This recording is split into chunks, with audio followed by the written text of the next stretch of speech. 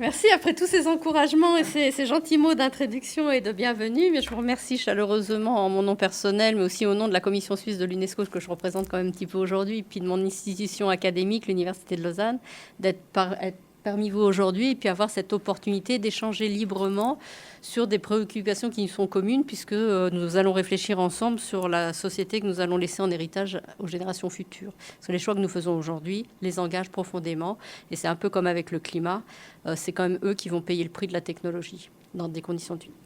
Alors, ceci dit, moi je me suis demandé comment aborder cette présentation, et j'ai opté sur l'angle de réfléchir, non pas à partir du terme transhumanisme, mais à partir de ce qui est ma spécialité, c'est la transformation numérique de la société, surtout sous les impacts de la gestion des risques, de la prévention des risques, et de revenir à mon domaine de prédilection qui est la cybersécurité, la lutte contre la cybercriminalité, la cyberdéfense. Alors je me suis intéressée du fait aussi que j'interviens pas mal dans des conférences sur la santé connectée, la santé personnalisée, la santé digitale. Et la semaine dernière, j'ai été invitée à l'OMS pour faire une présentation sur les risques en santé numérique.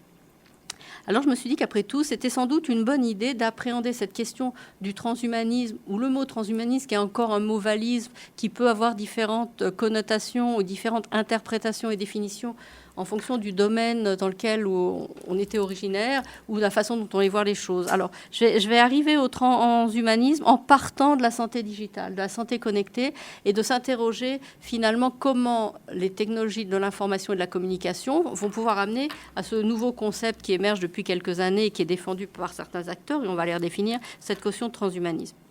Alors, mon point de départ, c'est de parler des risques au niveau de la santé, de l'individu, puis de l'écosystème. Et ma réflexion va partir à partir du niveau de dépendance à la technologie. Quel est notre niveau de dépendance aux technologies de l'information, appelons-les technologies du numérique, pour cette transformation de l'humain, puisqu'on va parler de transhumanisme, c'est un peu de ça dont on va parler aussi, mais de la transformation des soins, et ça intéresse particulièrement madame, effectivement, et ça va toucher plusieurs acteurs.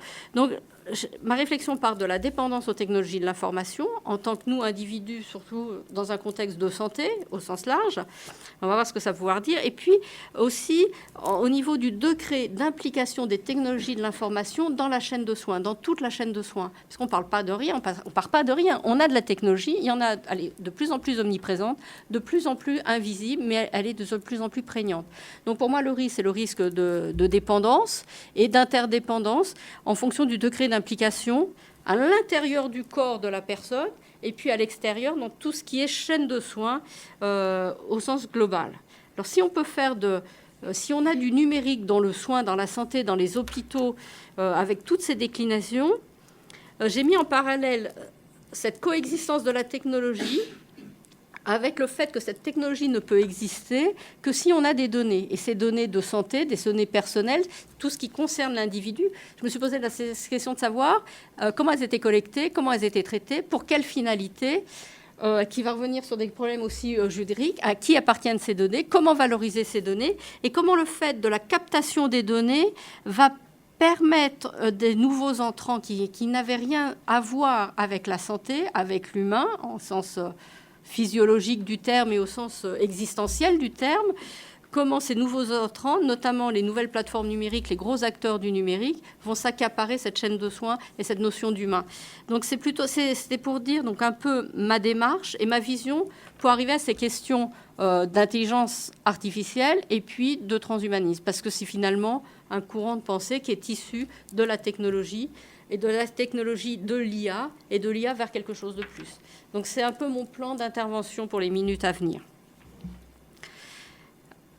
J'ai structuré ensuite, je me suis dit, mais finalement, pour moi qui suis quand même, j'ai un doctorat en informatique et télécom, je fais de la cybersécurité, donc ça veut dire c'est le risque par rapport à l'infrastructure numérique. Dans l'infrastructure numérique, c'est tout ce qui est matériel, c'est tous les serveurs, les équipements qui se touchent, c'est tout le logiciel, et c'est toute l'infrastructure de communication. Mais dans ce numérique, moi, depuis longtemps, j'intègre dans mes réflexions transdisciplinaires l'humain. Pour moi, l'humain qui conçoit, l'humain qui gère, l'humain qui met à jour, qui utilise et fait partie de l'écosystème numérique. Donc on ne peut pas parler de technologie si on l'extrait de l'environnement humain dans lequel la technologie est conçue, comment elle est validée, comment elle est utilisée et qui en est les bénéficiaires.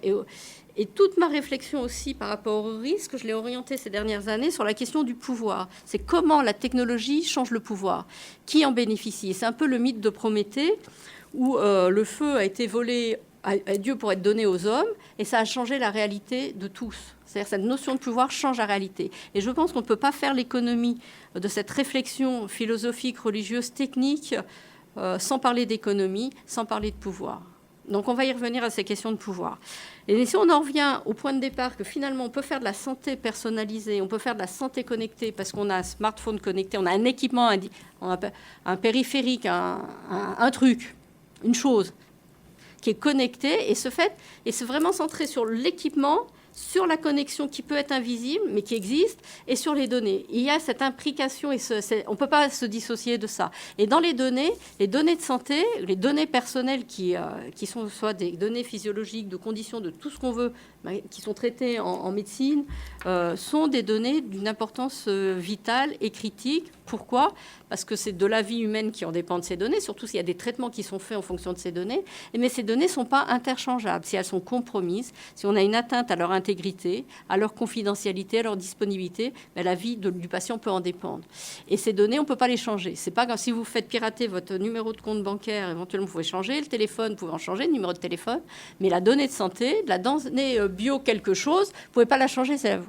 Et donc là, on met l'accent sur l'importance de la protection. Et si on parle d'une démarche de sécurité, la protection doit se concevoir en amont. Ce n'est pas une fois que c'est dans la nature, une fois que les données sont piratées, elles sont piratées. Une fois qu'on les a perdues, on les a perdues. C'est comme quand on donne des informations sur un réseau social, elles ne nous appartiennent plus. Donc elles ont une vie cachée, ces données. Donc on comprend que la vie cachée des données va servir, bien sûr, à des fins qui peuvent être loyales et bienveillantes, mais à des fins déloyales et malveillantes. Et il ne faut pas ignorer le fait qu'il y a une véritable économie souterraine de la commercialisation des données. Et les données de santé, ça vaut de l'or.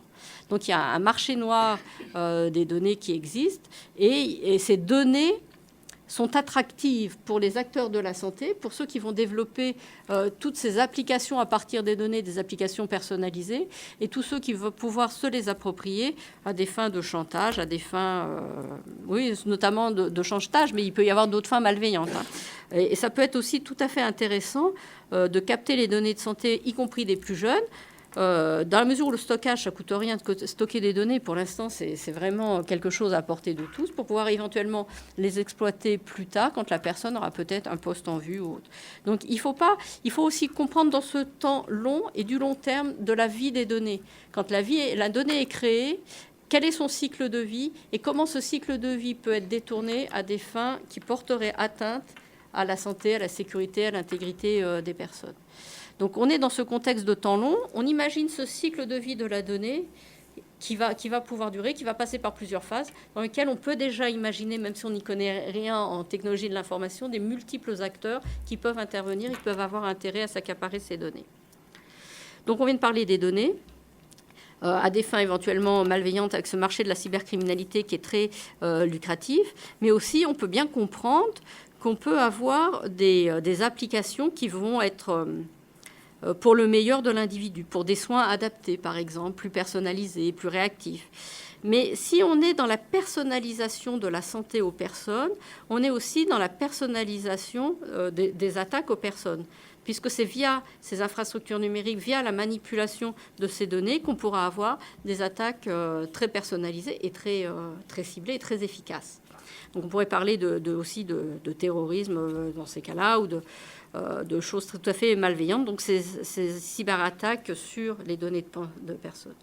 Et si on est dans cette optimisation, réflexion de dire quels pourraient être les usages détournés, illicites, malveillants, criminels, terroristes, conflictuels de ces données, il ne faut pas s'arrêter à la donnée de santé, il faut s'arrêter au fait aussi, il faut considérer d'une façon globale toute l'infrastructure qui est derrière le traitement de ces données, parce que ces données sont souvent connectées aussi à une infrastructure de soins, d'hôpital connecté. Et donc, on peut imaginer que le risque introduit par des technologies de l'information va être un risque global et qui va être un catalyseur de tous les autres risques. Et là, on a des risques à effet systémique d'ampleur qui peuvent être d'ampleur considérable. Parce que si on considère que le téléphone portable est un medical device, un outil de la santé personnalisé, On comprend bien que jusqu'à présent, nos téléphones ne sont pas du tout sécurisés et qu'on va introduire dans la chaîne de soins un équipement complètement vulnérable. Et donc, on étend la surface d'attaque et de fait des dépendances, des interconnexions, on va ouvrir ce risque, un risque qui peut être systémique pour l'ensemble des acteurs et pour d'autres. Donc, pensez à ces risques introduits par la technologie avec des effets systémiques. Les risques, jusqu'à présent, on ne les maîtrise pas. La preuve en est, toutes les attaques, ce vol de données, personnelles, pas personnelles, de santé ou autres, ces chantages pour les cabinets d'analyse médicaux, par exemple, pour des hôpitaux. On a vu quand même le fameux ransomware il y a 2 ans qui a mis à mal quand même pas mal d'hôpitaux. On a pu voir des années avant des prises de contrôle des portes des urgences. Plus personne qui rentre aux urgences, plus personne qui sort. C'est quand même des risques introduits par la technologie. Donc ce que j'essaye de dire ou d'indiquer, plus ou moins, c'est de penser que jusqu'à présent, que ce soit dans les chaînes d'approvisionnement, que ce soit dans les chaînes d'alimentation énergétique, on ne sait pas gérer des infrastructures critiques, vitales pour la société, vitales pour les individus. On ne sait pas avoir jusqu'à présent un niveau de cybersécurité optimal, en tous les cas, qui empêcherait tout risque vitaux. On n'est pas à l'abri. Et on l'a vu, me semble-t-il, et c'était peut-être la plus grande efficacité de ce ransomware WannaCry, c'est de démontrer à l'échelle de la planète que des infrastructures mondialisées interconnectées peuvent être mises à mal par un seul logiciel. C'est la cyberépidémie, ça existe. Alors si les dégâts n'ont pas encore été considérables, pour moi j'interprète cette attaque comme un prélude de ce qui pourrait advenir. Mais c'est peut-être sans doute un autre sujet. Mais comprendre que la vulnérabilité, on dirait en anglais vulnerable by design, elle est là.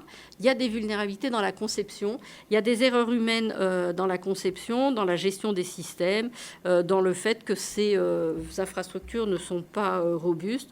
J'en veux pour preuve que le Web et le WEF a introduit en 2012 le terme de cyber-résilience, c'est-à-dire qu'on renonce à faire de la protection et de la prévention, on se prépare à la catastrophe. On est dans la résilience des infrastructures. Donc il faut penser notre courant du transhumanisme issu de l'ingénierie dans des environnements dont on ne sait pas très bien quand même comment les sécuriser. On a vu des prises de contrôle par des attaques informatiques dans des infrastructures vitales, y compris énergétiques, dans des chaînes d'approvisionnement, dans des infrastructures critiques comme peuvent être la banque ou la finance, etc. Donc on a un écosystème sur lequel on va baser toute cette évolution et ce courant du transhumanisme sur quelque chose dont on ne sait pas assurer la protection des données, on ne sait pas assurer l'intimité numérique, on dirait en anglais la privacy. La preuve en est, c'est qu'on a quand même été obligé de mettre sur pied relativement récemment le RGPD, le règlement donc, européen de protection des données, pour pallier ce manque. Mais ce manque il n'y a pas de privacy par défaut ni by design. Pourquoi ? Parce que tous les modèles économiques de cette économie du numérique est basé sur l'exploitation des données, sur du colonialisme numérique, c'est-à-dire la captation des données, le minerai informationnel est délivré par l'humain sans être rémunéré à sa juste valeur, sans être pris en compte. Donc tous les business models, les modèles d'affaires sont faits sur l'exploitation des données. Et le problème de la santé connectée, c'est que ces mêmes modèles d'affaires s'appliquent. C'est toujours les mêmes modèles d'affaires. Donc après, on a introduit pour tout ce qui est lié à la santé, tout ce qui est anonymisation des données. À mon avis, c'est juste un leurre et une fumisterie. C'est complètement illusoire. Parce que, et quand on va si on fait vraiment des audits, des choses, on voit que c'est du fausse anonymisation. Et que la plupart du temps, même si c'est anonymisé, on sait désanonymiser. Et aussi, si on veut faire de la santé personnalisée, il ne peut pas y avoir d'anonymisation. C'est personnel. Donc, une fois qu'on a dit ça, je pense que... Et ceci dit, il y a beaucoup de déclarations d'intention des fournisseurs disant « nous, c'est anonyme ». Ça l'est rarement. Hein, et enfin, ceux qui ont l'honnêteté entre quatre yeux, mais il ne faut pas le répéter, ce n'est pas anonyme du tout. Donc, c'est la réalité du marché. Donc, ça pose quand même un petit peu un problème. Donc, on est en train de mettre sur pied, pour l'instant, dans la santé connectée, on va bien sur l'Internet des objets, les Internet des objets médicaux, qui vont toucher un peu tout le monde. Vous me dites si je suis un peu longue ou autre, mais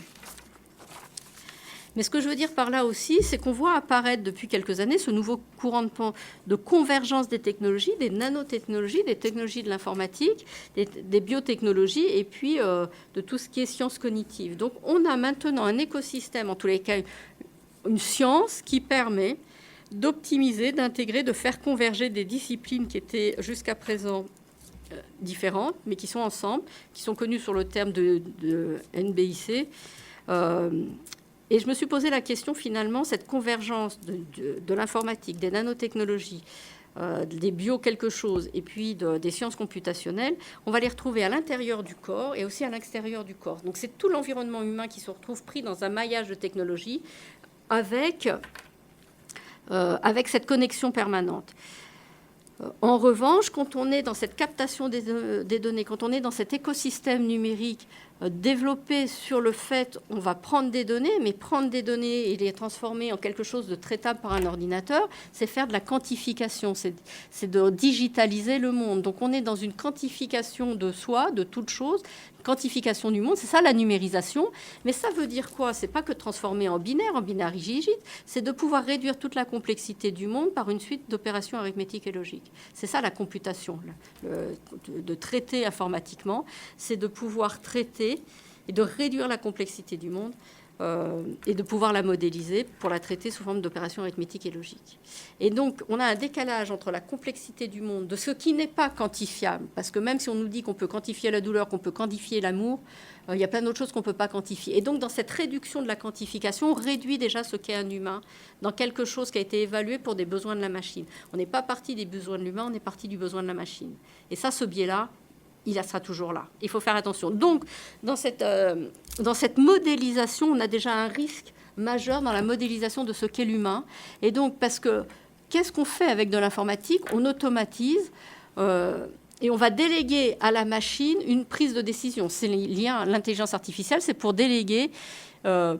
pour des raisons X, Y, Z, pour finalité rarement annoncée, souvent détournée, de rationaliser cette prise de décision. On va y revenir sur ce qu'est cette intelligence artificielle, mais je voulais juste vous sensibiliser sur ce premier risque qui est pour moi de la quantification de toutes choses, y compris de choses qui ne sont pas a priori quantifiables. Qu'en est-il de la dimension psychique de l'humain? Qu'en est-il de la dimension spirituelle de l'humain? Est-ce que c'est quantifiable? Est-ce que c'est modélisable? Est-ce que c'est un informaticien à l'autre bout du monde qui va pouvoir nous dire ce qu'est notre spiritualité ou comment l'orienter? Alors, à partir de ça, finalement, on peut s'interroger sur savoir finalement qu'est-ce qu'un humain, qu'est-ce qu'un patient, qu'est-ce qu'un médecin. Alors, je vais vous poser plusieurs questions. Faut-il considérer un humain comme un moyen de capter des données? Je faisais allusion à l'exploitation du minerai informationnel par l'humain. Mais si on fait ça, on considère l'humain finalement comme un système qui est connecté. Pourquoi on a besoin de la connexion pour obtenir ces données et puis finalement pour les donner des ordres. Donc finalement, si c'est un système d'information comme un autre, parce que finalement dans le courant de pensée du transhumanisme individuel, ça nous vient quand même de la Silicon Valley où tout est système d'information, tout est donné, tout est système d'information et tout est réduisible à une suite d'opérations arithmétiques et logiques. Et ça, pour moi, honnêtement, en tant que Solange Garvey, je ne suis pas d'accord. Je n'intègre pas cette vision-là. Et je ne suis pas rédictible. Je ne suis pas un système d'information. Je suis bien plus que l'ensemble de mes composants, de mes cellules, de mes flux organiques et tout ça. Alors, quand on parlait de quantification de soi, on avait cette quantification de soi. On a vu apparaître des objets connectés qui permettent de surveiller l'attention, les trucs, les machins, d'extraire des données biologiques. Et puis...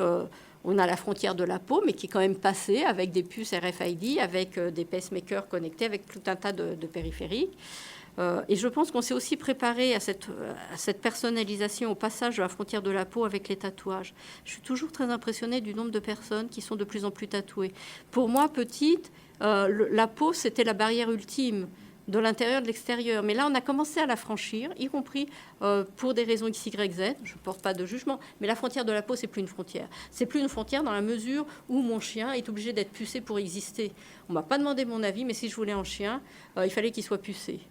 Tous les animaux, y compris les animaux sauvages, sont pucés pour les suivre à la trace. Donc ça veut dire aussi quelque chose. La puce RFID a été homologuée en 2004 par la Food and Drug Administration aux États-Unis.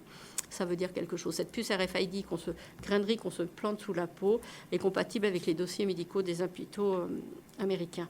Donc on a passé cette frontière de la peau d'une façon complètement indolore en acceptant que nos chiens, nos chevaux soient pucés.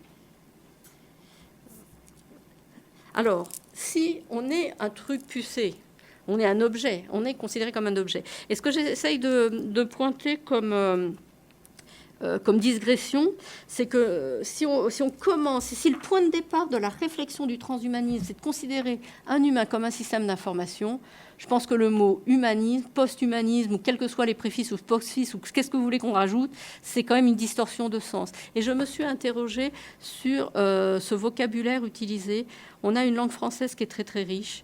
Ce courant du transhumanisme n'est pas issu du français tel que nous le maîtrisons avec notre pensée philosophique issue des Lumières. C'est que peut-être une récupération. Et je pense qu'on a des faux amis dans le vocabulaire et qu'on est en train de se plier même, de se soumettre au dictat du néologisme et puis d'une façon de penser, d'exprimer qui est une façon américaine, anglo-saxonne et qui n'est pas forcément la nôtre. Et ça aussi, c'est important parce que ça révèle quand même une condition, c'est-à-dire que d'emblée, on accepte le postulat. On va d'abord discuter en anglais, après on va discuter éventuellement d'autres choses, que les termes sont définis par des cultures qui ne sont pas forcément les nôtres, même si on est très proche, c'est pas la nôtre. Et c'est ces cultures-là qui déjà nous ont envahis avec les technologies, avec les plateformes numériques, et on voit bien ce que ça donne avec, par exemple, le problème que pourrait poser Uber à la société, etc. Donc c'est les mêmes problèmes, c'est les mêmes acteurs qui viennent sur ce champ de la santé, qui viennent dans ce champ et qui nous amènent ce courant de transhumanisme, pour des raisons qui leur sont propres. Donc on pourrait se poser la question finalement de cet humain augmenté. Moi-même, je me considère comme un humain augmenté avec mes lunettes. Sans mes lunettes, j'ai plus de mal. Donc on peut, et donc se poser la question n'est pas neutre, de savoir c'est pour quelle finalité. Réduire une maladie mais quand on est en train de s'intéresser, avec semble-t-il, le courant du transhumanisme, à ce qui fait l'essence de l'humain, c'est-à-dire réduire l'incertain, enlever, imaginer même la fin de la mort, c'est quand même un des grands slogans, le vieillissement, et donc considérer que tout ce qui est humain, qui n'est pas normé, qui est peut-être la maladie, peut-être la souffrance, c'est réduire la souffrance à des binaries digites et d'essayer de supprimer ça, de modifier ces binaries digites. Mais de la souffrance naît quand même de belles choses aussi. Et c'est ce qui fait notre condition d'humain. C'est ce qu'on apprend tout au cours de la vie, c'est de supprimer cette souffrance. Donc au lieu de... et le courant du transhumanisme va à l'encontre de tout ce qu'on nous a appris à être pour être au monde, avec ce qu'on est. Moi, je suis blanche, je suis une femme, je suis petite. Je suis comme ça, quoi. Il faut que je fasse avec. Avec le courant, avec la technologie, on pourrait penser qu'on peut pallier ces limitations données par la nature, penser la nature comme un frein à l'exploitation sans limite d'un système conçu par certains, géré par les mêmes. Et donc ça, c'est se repenser cette relation à la nature, se repenser la différence, pour moi, est un problème fondamental. C'est d'annihiler l'humain dans ce qu'il est. Et c'est pour ça qu'on parle de transhumain, parce que c'est peut-être, comme certains l'annoncent, la fin de l'humain. Moi, on ne m'a pas demandé mon avis. Si j'avais envie de finir en tant qu'humain, si j'ai envie de me transformer en autre chose, je ne suis pas sûre que j'en ai envie. Mais bon, ça, c'est un autre débat. Mais ce que j'essaye de dire, c'est que cette notion d'humain est questionnée dans la... Pas l'humain en tant qu'être, en tant qu'âme, en tant que corps, dans sa corporalité, dans sa métaphysique, dans tout ce que vous voulez, mais en tant que système. L'humain est questionné comme un objet, comme un système. Et ça, c'est pour moi un problème, un postulat de départ qui est difficile à admettre. Et donc, c'est, me semble-t-il, supprimer ce qui fait l'humain et ce qui le caractérise. C'est supprimer l'incertain, c'est supprimer la finitude. Pas de vieillissement, pas de mort. Mais c'est un non-sens par rapport à ce... Enfin, d'après ma culture, mon histoire, par rapport à ce qu'on est sur... C'est ne pas considérer non plus cette existence qui se allongerait dans le temps d'une façon inconsidérée.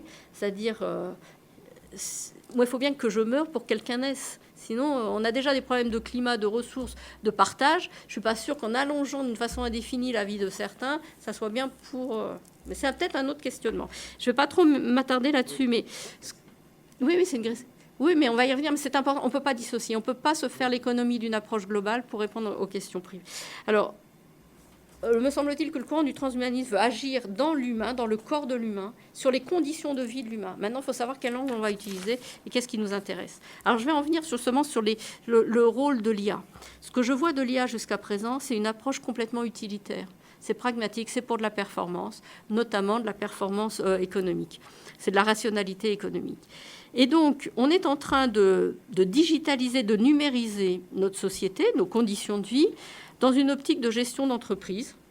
On fait de la gestion d'entreprise. On considère la Smart City, la ville connectée, comme une entreprise à gérer. Je ne suis pas sûre que j'ai envie de vivre dans une entreprise en dehors de l'entreprise.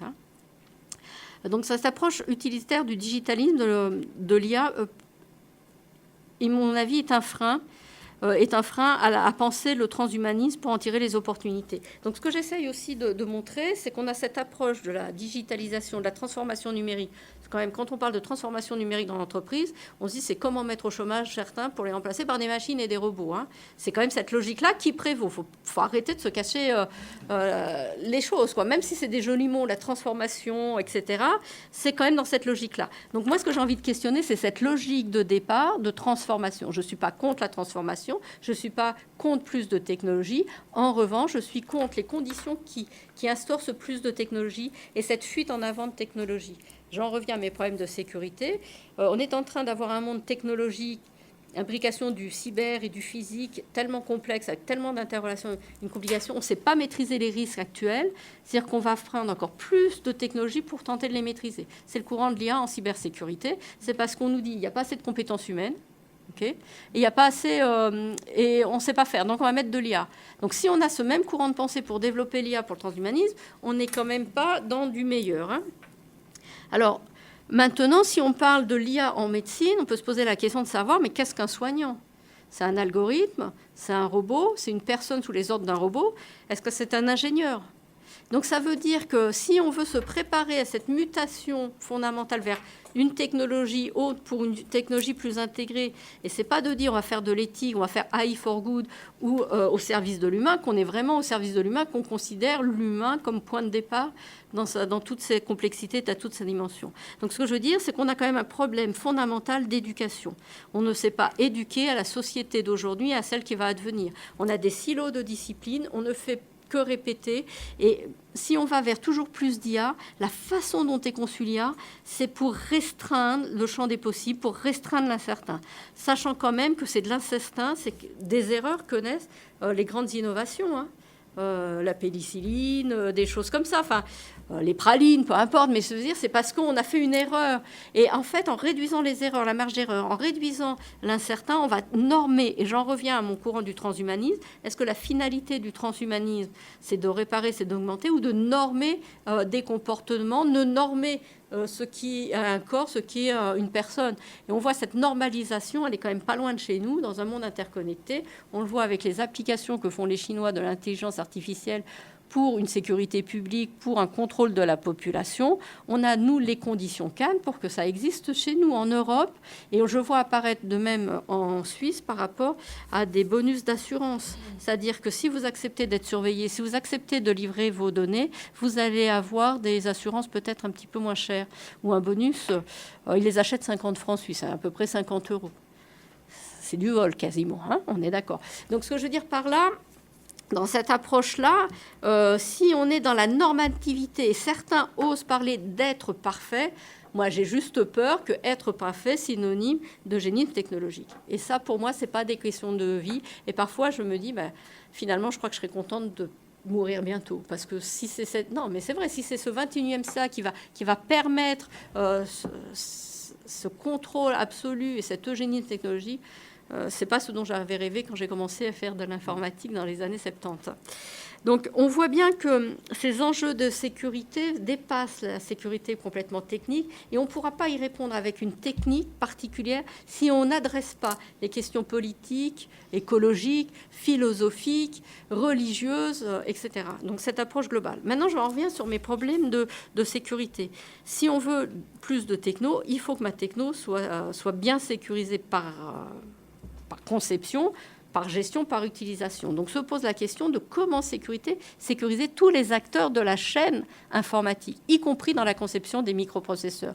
On l'a vu depuis 2 ans, c'est connu maintenant, les processeurs Intel qu'on retrouve partout sont vulnérables. Alors je vais revenir sur ce niveau de vulnérabilité. C'est une vulnérabilité décidée, consciente, parce qu'on a privilégié la performance du processeur au détriment de la sécurité. Et j'en reviendrai aussi sur les pacemakers connectés à Internet. J'étais il y a une quinzaine d'années dans un projet de pacemaker connecté. Et dans ce projet-là, il avait été fait le choix de ne pas intégrer de sécurité dans le protocole de communication du pacemaker pour des raisons toutes simples. D'abord de performance technologique et de durée de vie de la batterie. Parce que quand on fait du chiffrement, si on veut rendre confidentiel, s'authentifier que c'est bien vous, c'est bien moi et que je peux échanger mes données de santé qui sont vitales pour moi, eh bien, il faut pouvoir s'authentifier, c'est mettre en œuvre un protocole cryptographique et de la computation, du traitement informatique qui demandait des ressources et qui diminuait la durée de vie de la batterie. Donc ça, c'est un choix que les chercheurs ont fait dans ce projet-là. Je me suis retirée du projet parce que moi, je trouvais que ce n'était pas un choix optimal du point de vue de la santé. Donc ça veut dire que les vulnérabilités qu'on découvre maintenant, le pacemaker piraté, ça a été fait, c'est fait. Tous les autres aussi. La pompe à insuline piratée, ça a été fait aussi. Ça veut dire que by design, par volonté, pour être le premier sur le marché, pour occuper, et c'est dans cette logique de marché que je conteste le courant du transhumanisme, on est dans une logique de marché. Donc maintenant, revenir sur les fondamentaux, c'est comment sécuriser les microprocesseurs, sachant qu'ils ont des failles, sachant aussi qu'on a tout intérêt pour les constructeurs de mettre en place ce qu'on appelle des portes dérobées en anglais, des backdoors, pour prendre le contrôle de ces machines, souvent arguées sous des formes de performance des machines, puis aussi de mise à jour. Quand vous avez un système que vous avez mis à jour, vous pouvez le faire avec le téléphone, vous ne le maîtrisez plus. Et donc, ça veut dire qu'un équipement connecté, il est toujours connecté à son fabricant. Donc ça va poser des problèmes, y compris pour les dispositifs médicaux dans toutes les infrastructures.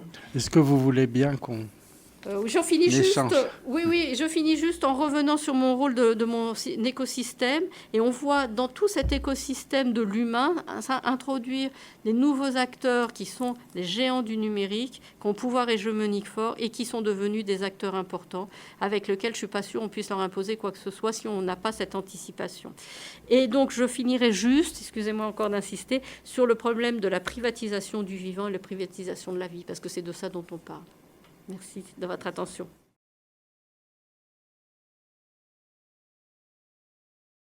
Je vous remercie de cette question qui résume bien l'état d'insécurité dans lequel nous vivons. Et nous allons vers encore plus d'insécurité. Alors, c'est vrai que tout ce qui est connectable est piratable. Oui, ça n'a même pas à discuter, quoi. Donc, alors maintenant, comment expliquer cet aveuglement collectif ? Je dirais pour plusieurs raisons. Parce qu'on a eu cette illusion et tout nous a été donné à croire que ça allait être un monde meilleur. C'était plus de personnalisation. On est quand même aussi dans des logiques d'addiction. On le voit dans les côtés surtout personnels et professionnels. On voit vers cette incitation, il n'y a pas eu de questionnement parce que le questionnement pouvait déranger une logique de business et d'affaires. Puis aussi peut-être que les dirigeants ou les médecins ont d'autres préoccupations que la technique. La technique est à leur service. Ils ne se sont jamais posé la question de qui l'a maîtrisée, comment elle a été conçue, est-ce qu'elle a été sécurisée. Je pense aussi un des problèmes, c'est qu'on n'a pas instauré en même temps que cette mise à disposition de l'informatique dans les milieux hospitaliers, le même accompagnement qu'on pourrait faire avec la mise à disposition d'un médicament. Un médicament, il doit être testé, il y a des protocoles. Et c'est cette logique de marché d'être des premiers sur le secteur, de capter le secteur, qui était un frein à l'homologation au test. Et surtout, c'est revenir aussi à la façon dont s'est déployé tout cet Internet des objets, tous ces périphériques, toutes ces applications. C'était aussi dans une logique, et c'est une logique assez américaine, je dirais, contrairement à la logique européenne, c'est-à-dire on est les premiers, on fait. C'est un peu comme dans la guerre, c'est le maximum de souffrance supportable. S'il râle pas, on continue. S'il râle, on va... Donc c'est un peu dans cette logique-là de faire. On fait d'abord, on réfléchit après. Si personne ne s'oppose à ce qu'on fait, pourquoi investir en sécurité ? On n'a jamais été exigeant en matière de sécurité. Enfin, jamais depuis le début. Maintenant, on commence à l'être. Mais le RGPD, il est venu quand ? Quelques années après.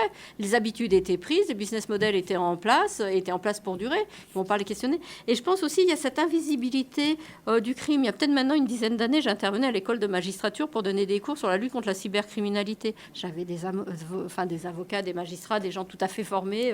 Mais si c'est un crime virtuel, ça n'existe pas. Les données, elles ne sont pas volées, elles sont là. Donc, si virtuel, ça n'existait pas. Donc, déjà, se mettre d'accord sur le vocabulaire, de comprendre la face cachée des technologies, de comprendre ce pouvoir de la techno commence à transformer la vie de chacun. Et je pense que ça, c'était dur. Pour les politiques, par exemple, d'abord, comme les cybercrimes sont très peu reportés, c'est quand même moins de 20% de la réalité cybercriminelle qui est connue des instances de justice et police. Donc pour les politiques, dégager des moyens nécessaires et suffisants, c'est impossible. Et c'est des choses qui ne se voient pas directement auprès de la population. Ils préfèrent mettre des vidéos de caméras de surveillance dans les rues. Donc il y avait cette invisibilité. Et surtout peut-être, c'est les effets indirects à plus long terme. Les effets directs, on peut les percevoir. Moi, quand on me vole ma machine, je vois bien qu'elle n'est plus là. Mais sinon, et si le risque va m'affecter dans plus longtemps, pour moi, c'est difficilement percevable. Donc je pense que c'est par la nature même de ce qu'est cet immatériel, cette énergie du numérique, ce que sont aussi les acteurs qui sont quand même très persuasifs de faire, et puis cette illusion de mieux-être, de bien-être, de performance. Et il est vrai aussi qu'il y a eu des vraies avancées avec des vrais avantages. Et donc quand on ne reporte pas les désavantages ou qu'on ne les dénonce pas, on ne peut même pas imaginer qu'ils puissent exister. Après, l'aveuglement dont on fait preuve, c'est peut-être parce qu'on ne sait pas comment faire. Le problème est tellement complexe. C'est-à-dire qu'on ne veut pas non plus la responsabilité, on ne sait pas comment faire, et finalement, on croise les doigts pour que ça se passe bien. Ça peut être une des raisons, mais...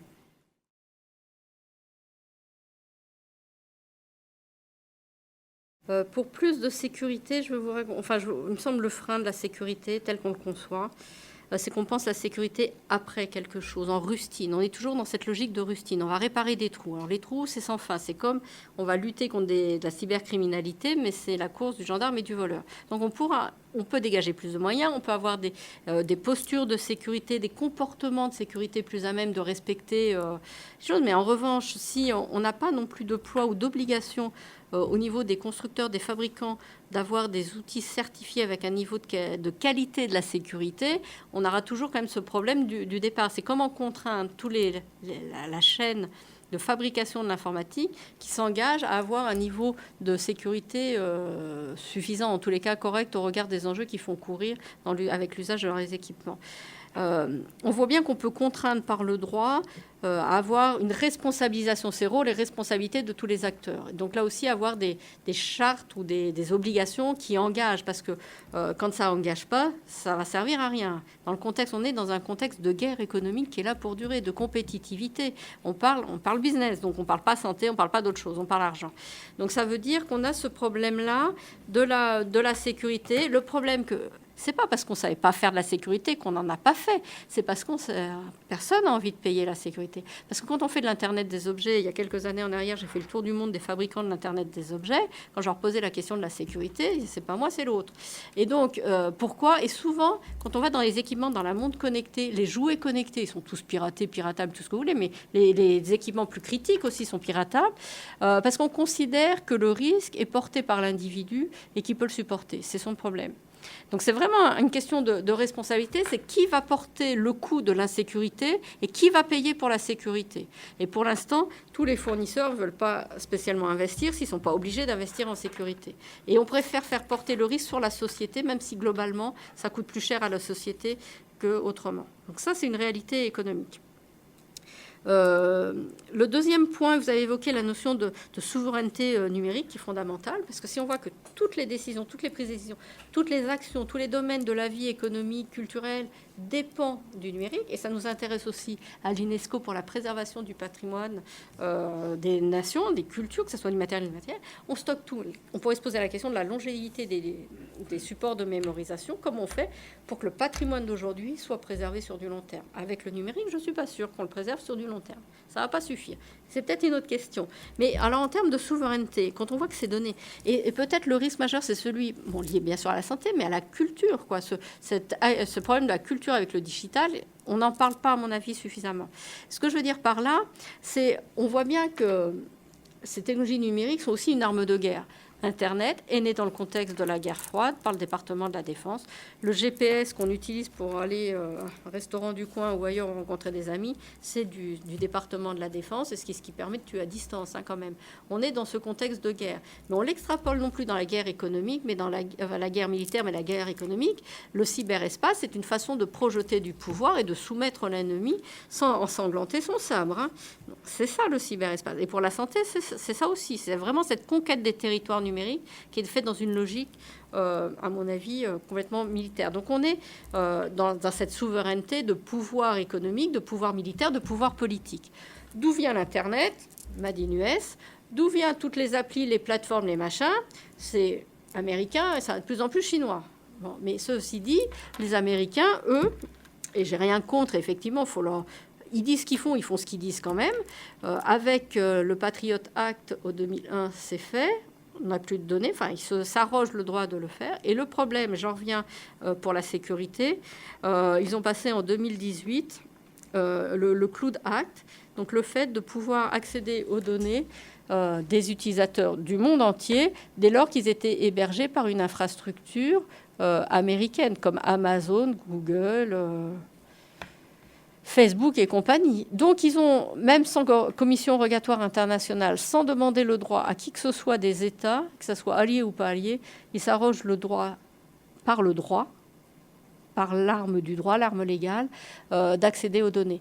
Le RGPD à côté ne sert strictement à rien. Il faut le se dire. Donc là, on est dans un problème. Tout ça pour vous dire que le quantique, ça n'a pas solutionné ce problème-là. Hein.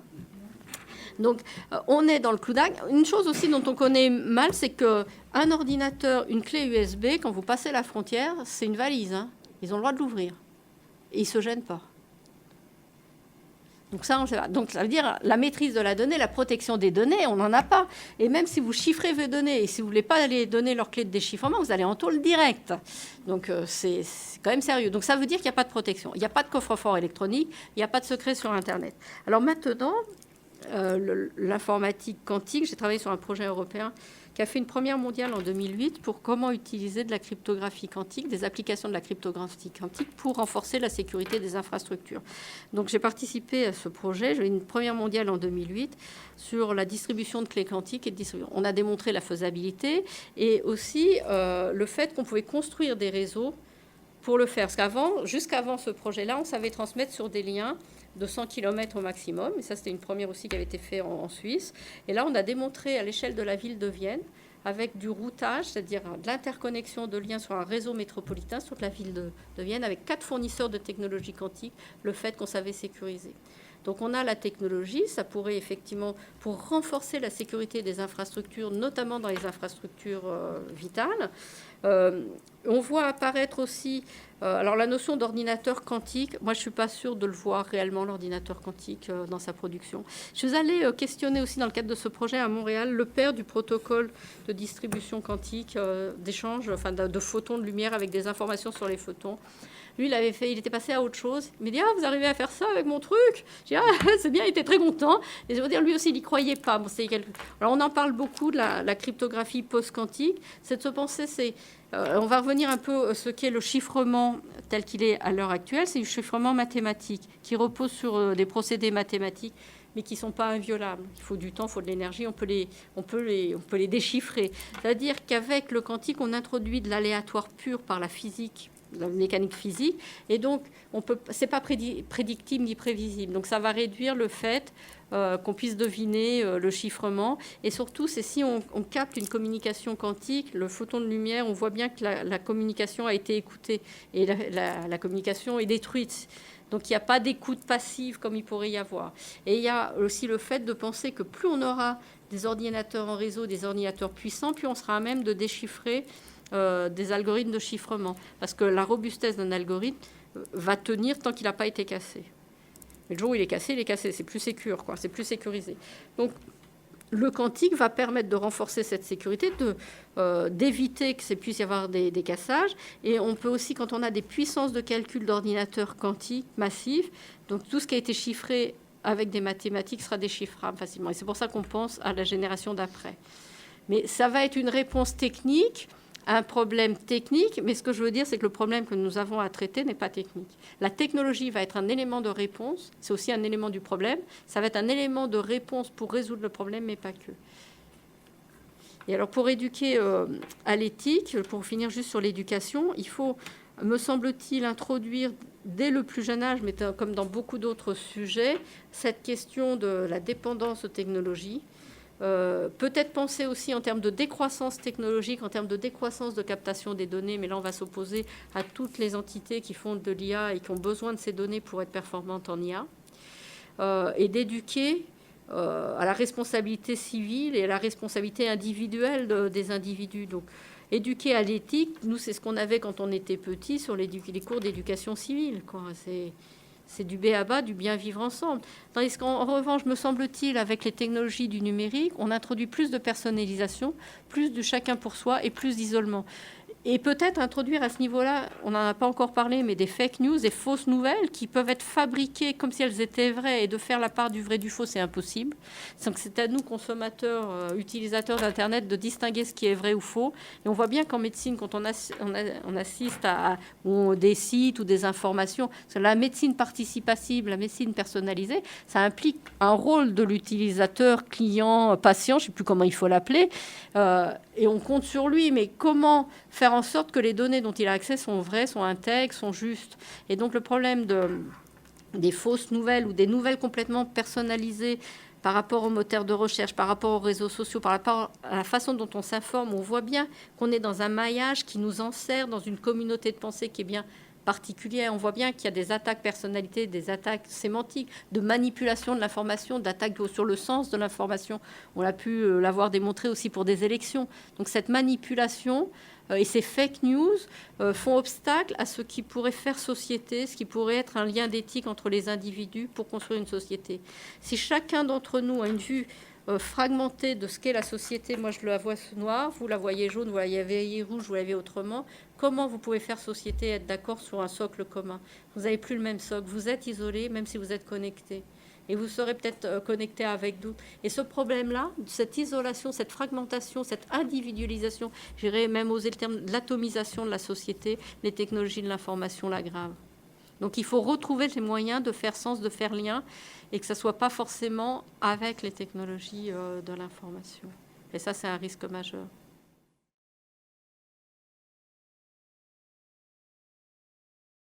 Mais effectivement, il me semble, dans ce guide, j'avais fait un tableau comparatif des droits humains appliqués au cyberespace et aux technologies de l'information. Et moi, je milite, en tous les cas personnellement, pour ajouter d'autres droits humains fondamentaux et les reconnaître, et qui sont applicables, bien sûr, aux enfants. On reviendra peut-être sur l'enfance en particulier, mais c'est celui de ne pas être... D'abord, si on regarde par rapport à l'IA, c'est de savoir si on parle avec une IA ou pas, si on est en interaction avec une IA, si ma vie dépend d'une IA ou pas. Donc de voir ce droit, si j'ai pas de boulot, c'est l'IA qui a pris la décision, ben, j'aurais pouvoir avoir cette vérificabilité de la prise de décision de l'IA et de pouvoir avoir recours contre une IA, ce qui me semble être difficile. Ce qui pose le problème, j'en viens à la sécurité que j'aurais pu détailler tout à l'heure, sur la façon dont sont conçues ces intelligences artificielles, ces prises de décision, et avoir un droit de vérification. Et là, je suis pas sûre que dans la façon de faire, de construire une intelligence artificielle, on intègre pleinement toute la panoplie des risques et des besoins de sécurité. Donc ça, c'est déjà un point. La deuxième chose qui va peut-être un peu en contre-courant, mais qui me semble fondamentale, c'est le droit à la déconnexion. On a beaucoup parlé du droit à la connexion comme un droit fondamental, et moi je milite maintenant fortement pour un droit à la déconnexion et un droit à ne pas être sous surveillance informatique en permanence. Et ça, cette reconnaissance-là, je pense que c'est important. Et ça sera d'autant plus important qu'on va vers des êtres peut-être hybrides, de cette intégration de l'électronique dans du biologique, dans ces nouveaux robots dont certains leur donnent des droits, des passeports, des cartes d'identité ou des choses comme ça. Donc penser en termes de droit à la déconnexion aussi, et le droit à la non-surveillance permanente informatique, parce que c'est ce qui nous attend et ce qui est un frein pour moi à notre condition d'être humain, pour lequel les générations entières se sont battues, c'est cette idée de liberté. Et là, la liberté d'agir, la liberté de penser est quand même mise à mal, y compris même dans les conditions de création de la pensée. Il est difficile de penser maintenant en dehors du numérique et de penser des alternatives à ce monde numérique. Et c'est... mais si vous voulez, je pourrais réfléchir d'une façon un peu plus juste pour exprimer 2-3 perspectives de recommandations que je pourrais vous soumettre. Peut-être qu'à l'issue de la discussion que nous avons, ça serait plus facile pour moi de proposer quelque chose, d'intégrer les problèmes de droits humains, y compris du droit de l'enfance. Moi, ce que je dis toujours quand je vais à la radio sur des questions d'éducation numérique, la meilleure éducation qu'on peut donner au numérique aux enfants, c'est de les envoyer jouer dehors et d'aller dans la nature, de sentir une fleur, voir un papillon, etc. Et j'intervenais en Suisse, au niveau suisse national, sur l'éducation au numérique. Quand on m'a posé la question, qu'est-ce que vous voyez comme cours pour la petite enfance, j'ai répondu, mais d'une façon quand même instinctive, des cours de philosophie. C'est pas programmé, c'est de la philosophie pour comprendre l'environnement, pour comprendre, pour donner pas du sens a posteriori à des inventions de techniciens ou de technocentristes, mais vraiment cette appréhension de la philosophie et d'être en lien avec des vrais humains, avec des vraies personnes, pas être via des écrans interposés, une technologie interposée. c'est redonner du naturel dans un monde dont on veut exclure la nature dans toutes ses dimensions. Donc ça serait pour moi une recommandation principale. Apprendre à coder, bien sûr, c'est bien, parce que comme ça démystifie ce que c'est, et ça peut dire c'est à la portée de tous, mais si d'autres qu'on a inventé, moi aussi je peux me mettre en position d'inventer, d'innover, pour répondre à des problèmes que j'ai identifiés qui sont importants pour moi. Mais si on fait ça, il faut aussi apprendre à décoder ce qui se passe derrière l'écran et la vie cachée des données. Et ça me semble tout aussi important, avec des gradations aussi. Donc si on s'intéresse aux enfants, à quel avenir on veut leur donner, mais c'est déjà pas leur capter leurs données et de les phagocyter sur leurs données qu'ils ne maîtrisent pas, qui sont dans la nature. Donc c'est penser vraiment dans cet écosystème global et sur la globalité, toutes ses conséquences.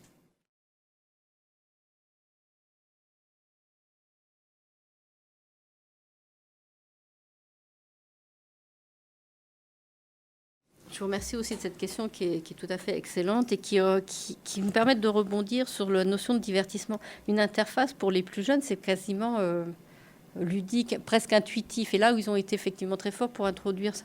Moi, j'avais le réflexe, on me donne un outil, je prends déjà le mode d'emploi. Il n'y a plus personne qui lui a un mode d'emploi. Mais c'est plus à peine parce que ce que j'ai compris aussi des plus jeunes, il y a quelques années, c'est qu'ils font par tâtonnement et par essai-erreur. Ils peuvent passer du temps à se planter pour trouver la bonne chose. Moi, dans ma façon de faire, ça me convient pas. Et donc, cette façon de ludique et de donner des outils qui, pour certains, peuvent être intuitifs, parce que pour moi, c'est pas du tout intuitif. Même quand je vois encore un Parcomec, parfois, je suis pas dans la peau du concepteur, quoi. Mais ce que je veux dire, et donc ce ludique, cette facilité, empêche effectivement de questionner. Parce que c'est comme moi, quand j'appuie sur le bouton, là, j'ai de la lumière, je ne vais pas m'embêter de savoir d'où vient la lumière. Et c'est aussi le problème du climat à l'heure actuelle, hein. Et donc, c'est vrai qu'il faudrait éduquer sur toutes les conséquences de tous ces actes, de ce qu'il en est derrière. Donc, le problème du permis de conduire sur Internet ou autre, c'est qu'en tous les cas, on a des règles de conduite, on a un droit qui existe dans le cyberespace, c'est pas encore le cas. Donc, ça va être difficile d'éduquer. Mais en tous les cas, c'est vrai de comprendre ce que veut dire, quelles sont les implications. C'est important, mais je pense qu'on n'a pas fait cet effort, mais c'était aussi une volonté politique de ne pas éduquer, parce que ça nous permet d'avoir une population, je dirais, assez soumise, qui ne questionne pas trop. Moi, je vois dans les discours de lutte contre le terrorisme international, il faut éduquer aux enfants l'esprit de discernement. Alors, moi, ça me fait un peu rigoler, parce que tout ce qu'on leur apprend à l'école, c'est « tais-toi et fais ce qu'on te dit de faire ». Et donc, là, le discernement, je ne vois pas bien. Donc, dans un coup, ça va pouvoir servir, dans l'autre, ça ne va pas servir. Et puis, le discernement, moi, ce que je vois de mes jeunes à l'université, c'est qu'ils vont bien comprendre par rapport à leur intérêt ce qu'ils peuvent faire ou pas faire. Mais ce n'est pas un discernement global pour le bien de la société. Ils vont être incapables de questionner, par exemple, la pertinence du travail de projet qu'on leur donne à faire. Et s'ils n'en veulent pas parce qu'ils le trouvent trop compliqué ou trop ci ou trop là, ben non, ils vont le questionner. C'est ça leur esprit de discernement. C'est de dire comment, dans les mailles du filet, je vais pouvoir contester un projet, un travail, une note. Donc on n'est pas non plus, on est dans la contestation, on n'est pas dans le discernement. Et on pourrait craindre la même chose par rapport à des évolutions. Donc enseigner, avoir un esprit critique discerné, ça quand même suppose qu'on soit capable de se questionner profondément sur le socle d'éducation, la façon dont on veut éduquer et les conséquences que ça pourrait avoir. C'est comme apprendre à coder, je trouve c'est bien, mais celui qui sait coder, s'il est bienveillant, tant mieux. S'il est malveillant, c'est quand même un problème de plus, hein. Donc c'est un peu tout ça. Et comment trouver cette juste mesure dans cette éducation ? Moi, je crois que c'est quand même un problème surtout économique plus que technique, et de faire la balance des intérêts, parce que là, on est devenu pour certains addicts à des réseaux sociaux. On a quand même des comportements du numérique qui sont dans l'addiction. Le premier geste qu'on fait le matin, c'est de regarder. La dernière chose qu'on touche avant de s'endormir, c'est le truc. Ça veut dire aussi quelque chose, hein, de nos comportements, de notre dépendance. Et le premier mot que j'ai utilisé quand j'ai ouvert cette conférence, c'est la dépendance. Donc c'est peut-être questionner ça et se réapproprier ça en montrant toutes les conséquences. Mais cette addiction, cette dépendance numérique, elle a été voulue, y compris encore en ce moment par les développeurs de technologies. C'est comme pour la cigarette, hein. C'est la même chose, c'est comme pour d'autres drogues, c'est cette dépendance-là qui pose problème. Et c'est nous, notre capacité en tant que société, de questionner les conditions de production de ces services, y compris de l'IA. Parce que si on construit des IA, des robots amoureux ou n'importe quoi d'autre dans cette question de dépendance, de consommation du numérique, parce qu'on est toujours dans la même logique capitalistique, de consommation. Et tant qu'on ne casse pas cette logique-là, je pense qu'on aura du mal à aboutir à quelque chose de viable sur le long terme pour la société, pour les générations futures.